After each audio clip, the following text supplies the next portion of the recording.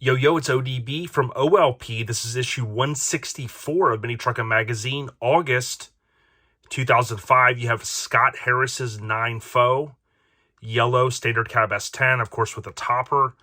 It's titled Draggin By. It was also the centerfold pull-out poster. Unfortunately, this is Lance's last issue as the editor of the magazine. He was the editor for 76 issues. That's 28% of the total time. He's credited with 25 covers, including this one here that you see. During his time, only 5 trucks from Sub Culture World Wyd ran on the cover, which I've said in the past reinforces that there wasn't a bias when certain editors were the editor and they were also in said club. Lance started Graffiti. He helped push the magazine worldwide. He did so much more. Salute to Lance. Of course, he got in Mini Truck Hall of Fame this year. I voted for him as well. This is the second of 4 total covers with Detata wheels. Is that how you pronounce? Let's jump right in. Super awesome. Always love this one because, one, it's a 94, so it's that new body style, kind of old school dime. I also have a 9.4. Had that 98 valence. It's got the Blazer composite lights, the billet grille. Super clean. Talk about compressor upgrades, east side versus west side, nationwide events. If you like what we're doing here, check out OLP via any podcast app. Just search OLP. You can also listen here on YouTube. We have a couple of video episodes, but we're going to do more video episodes next year. We're getting ready to do our 2023 Best of Awards, so stay tuned. Here you see the TOC, or Table of Contents. You see Draggin By there. This month, we unveil Scott Harris's 94, built in a matter of only a few months. You have Ballpark's Toyota Tacoma, rather, and one of my favorite Tacomas. Shout out to Ballpark, good dude. Always see him at different shows. LST, I think, is the last time I saw him. Speaking of that, we'll be at LST again next year, so come hang out. Lance did have the opportunity, to sign off here. And you can see here, it's time for me to say goodbye to you with this forum. I've gotten so used to being able to use each month to speak directly to mini truckers. So I'll go ahead and let that sit there. You can take a screenshot or pause it if you want to read all of the content. You've got an MIC ad, and you have your Mini Truckin news. Obviously, the next issue 165, Mike Alexander will take over as the editor. Here is Scott Harris's 94 Chevy S-10. He was out of Phoenix, Arizona. Again, super clean. One of the standout things about this truck is, one, it's low. Some of the other items I mentioned, but also, by the way, those Lear toppers, though. What was so cool is when I was standing by Randy's truck this year at SEMA, the 2 ballistic build, there were a couple of reps, 3 guys that were standing there, and they had Lear shirts on, and they were staring at his truck, and someone made a comment to him, man, I guess you don't see toppers like that or camper shells anymore, and they kind of laughed and said, no, definitely don't. It's come a long way, but it's unfortunate that these toppers here with the windows that go all the way down, and they actually mentioned the term in the industry. I don't know, I forget what that's called, where the window goes all the way down like that. They mentioned it, and they said, yeah, you don't see those very often, especially for mini trucks that are so hard to find now. The cool thing about this truck is, I believe, I mean, you can kind of look for yourself. The dash was one of those. I think there was a company selling them. I have to go back and read some of the feature. It may have been just custom built, certainly, but totally different, maybe not everyone's style, but certainly with the kind of the quick build that they did, I think that it looked really good. Engine bay, pretty much black and yellow. You'd think of a Steelers fan, but I think one of the standout items too, and you'll see it in that pull-out poster, is the bed setup. You don't see a lot of bed setups like this with full stereo, especially in this era. Also, the door panels, you didn't see a lot of mini trucks do, crazy, I don't want to say crazy stereo, but, these type of pods are more prevalent now. It's kind of what I'm getting at there. Again, clean engine bay, super cool. Yellow sticks out, would have obviously been a good issue, kind of stand out, if you will, on the cover. And it's an S10, and who doesn't love S10s? Most people do. Again, we'll see more of that in the pullout poster. Always remember that Toyota from different show coverage. Trying to make these as efficient as possible. Remember, all of the content that I share, I go and type it in and add it into the description. That helps if people Google stuff. So if you want to find a feature name and all of that, it's down there as well. Here is BloodDrag 05. Ironically enough, when I talked about Brad's S10 recently, I talked about last seeing it at North Florida. And this was in North Florida. I was there at this event. And I was at that basically little airport. Little Shop brought out the Blazer. And you can see here, lots of good people, good times. Right there. I think this was the first truck run my wife went to with me, which would have been my future wife at that point. Here is Eric Cryan's Mazda. That's where I snapped a couple photos. That Mazda, ironically enough, if you don't follow us on social media and you heard Eric's episode recently, Eric talked about that Mazda right there on Juice, and there it is. Super clean. There's the Blazer we recently saw featured. This was Tim's old truck, Todd's old truck, both Tim and Todd from NC Florida. It's changed hands a good bit of times now, but that has a storied history to it as well. For anyone that may or may not know about that. Sheet Metal Magic, Grant Customs, one-of-a-kind bumper. That's on the famous Toyota.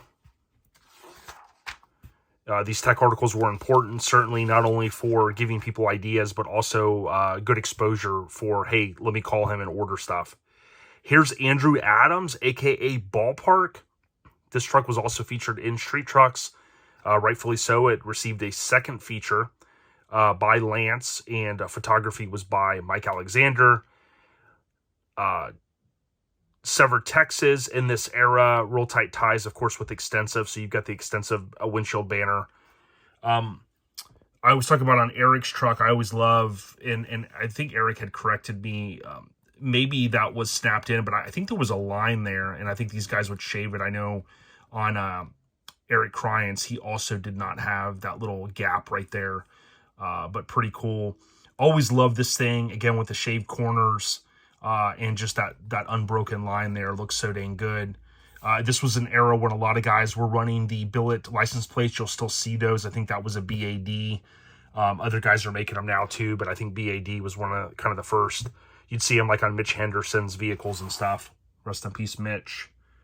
But super clean, hard to go wrong with a Tacoma all shaved up, certainly. This thing was super clean.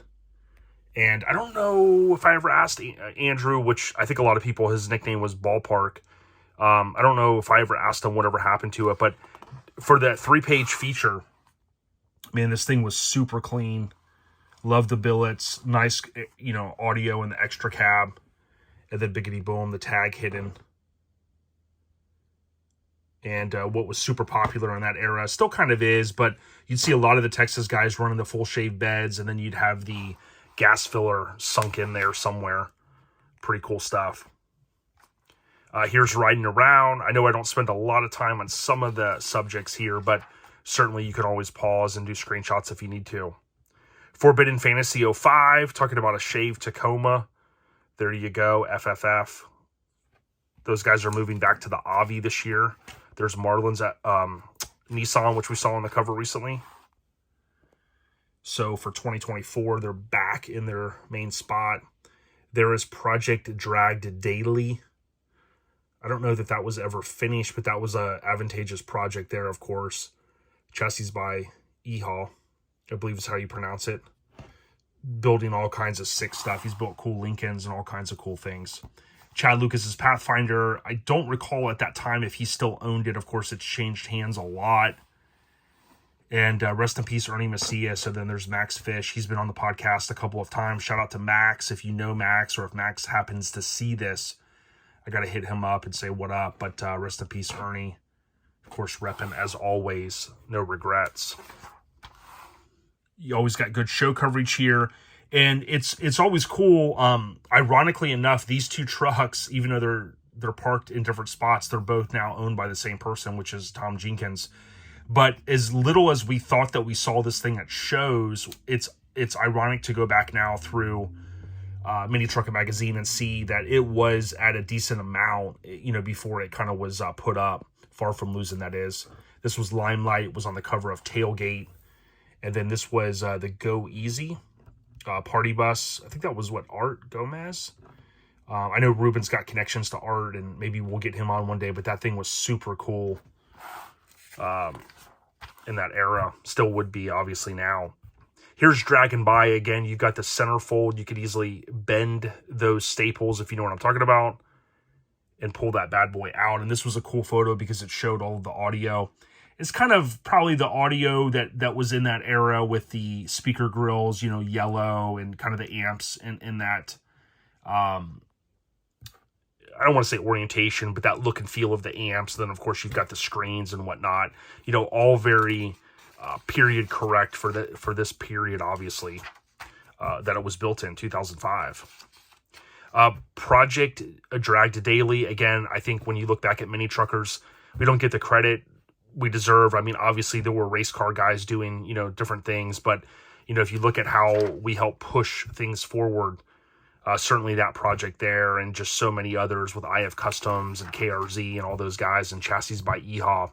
Certainly there's a lot of people that are due their credit to, that have helped get us to where we are today. Of course, we talk a lot about that on OLP. You got Jim Johnson's 85 Nissan 720, super clean, old school with a K. And then Danny Valencia, 95 S-10, extended cab, and balance dime, under construction. Of course, you can see color, black and white. Yes, we're still not all color. New Frontier. This is Ted's 99 Nissan Frontier. Pretty cool truck. Something a little bit different for that era. And, you know, like I said, important to run different stuff. You don't want to just run all of the same stuff. One thing that I don't think is still as popular is, you know, you'll sometimes see the diamond plating in the beds and things like that.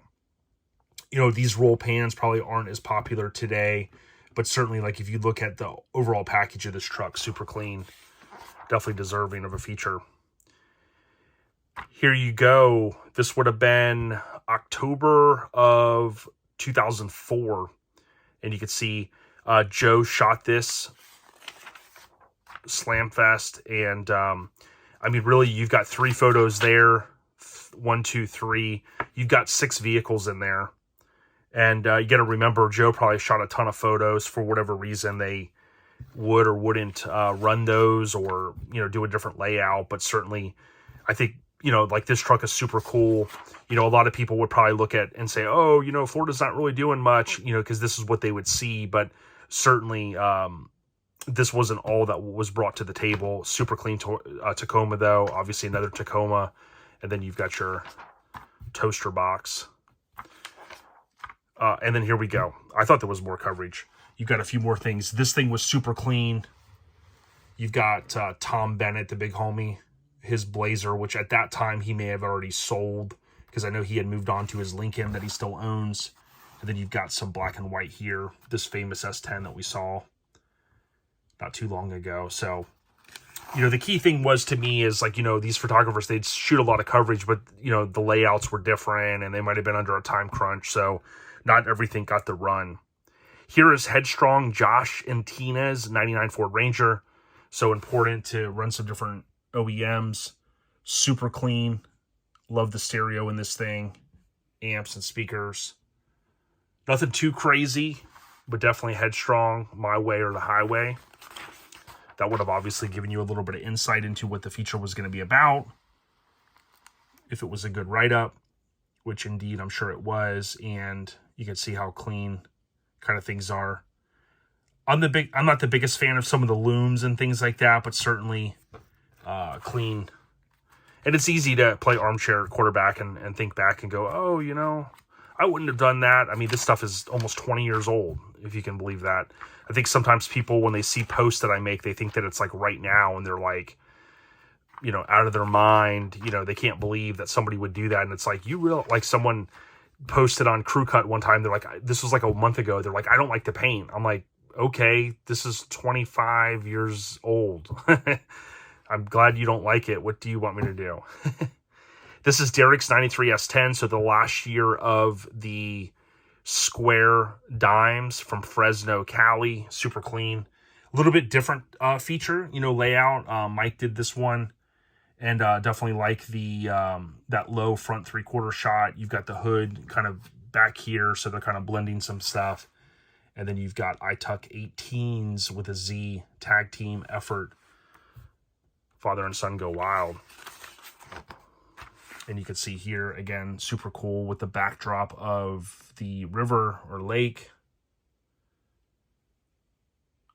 If you like what we're doing here, please leave a comment, even if you just do a thumbs up on the video, but then go and leave a comment with an emoji. Maybe a thumbs up emoji or a heart emoji, whatever you're feeling. Okay, Mini Truckin Graffiti, as I mentioned, Lance created that. Rest in peace, Jen Lacy. This was a little bit of insight to what was to come. So you have 1, 2, 3, 4 photos, including chassis photos. So pretty cool. Little glimpse what to come in for November of 05. This truck debuted. I had to look it up recently because we were talking about it. I think it was 05, if I remember correctly. And I remember it being at Showfest. So pretty cool. Rest in peace, Jen Lacy. Built by Scraping Customs, and then that, you know, of course, Jimmy branched off to Jimmy's Riding Customs, and you've got Nitto on the back. Again, I can't thank you guys enough for all of the support. Leave a comment, please. Check us out via OLP, any podcast app. You can also listen, as I always say, on YouTube. If this is the last flip through before Christmas of 2023, Merry Christmas, everyone. Stay on the rise. If you want to buy merch, hit up our lifestylepodcast.com or the first link in the description below. We appreciate everyone. Don't forget, we are your Mini Truckin headquarters. We out here. Peace.